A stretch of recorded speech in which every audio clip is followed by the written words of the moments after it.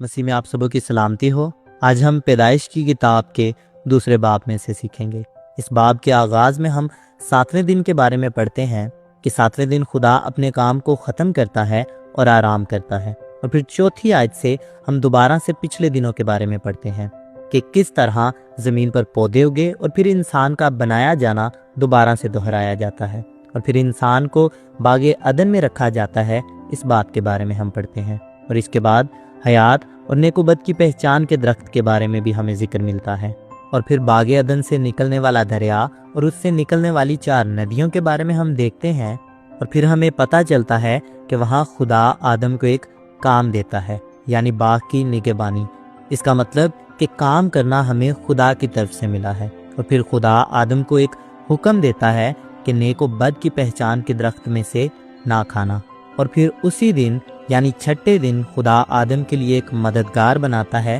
یعنی ہوا کو بناتا ہے، اور پھر باغ کے آخر میں آدم تمام جانوروں کے نام رکھتا ہے اور اپنی بیوی ہوا کا بھی۔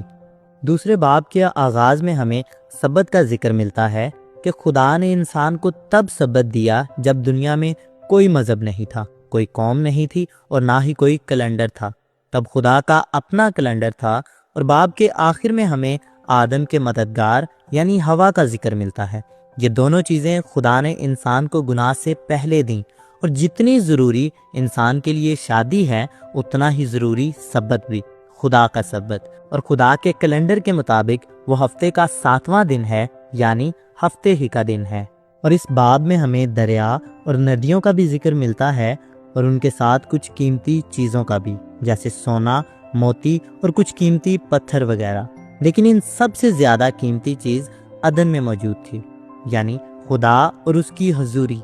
جہاں آدم خدا سے روبرو بات کیا کرتا تھا۔ ہمیں بھی اپنا دھیان ان دنیاوی چیزوں سے ہٹا کر اس سب سے قیمتی چیز کی طرف لگانا ہے، یعنی ہمیں بھی آدم کی طرح خدا سے بات کرنی ہے۔ اور پھر خدا نے خود آدم کے لیے ایک مددگار یعنی ہوا کو بنایا، اور آدم کی پسلی کو لیا، نہ کہ اس کے سر سے اور نہ ہی پیروں سے ہڈی کو لیا۔ اور یہ چیز ہمیں سکھاتی ہے کہ آدم اور ہوا یعنی ہم سب انسان درجہ میں ایک ہی ہیں، فرق صرف ہمارے جنس کا ہے۔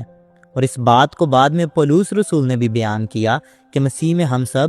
ایک ہیں۔ اور یہ دوسرا باب آج ہمیں کیا سکھاتا ہے؟ یہ باب ہمیں یاد دلاتا ہے کہ سبت صرف آرام کا دن نہیں بلکہ خدا کی طرف سے تحفہ ہے۔ جیسے آدم خدا کے ساتھ چلا کرتا تھا، بات کیا کرتا تھا، اسی طرح کلام مقدس ہمیں بھی دعوت دیتا ہے کہ ہم بھی سبت کے دن خدا کے حضور آئیں، اس سے رفاقت کریں، بات کریں اور نیکی کے کام کریں۔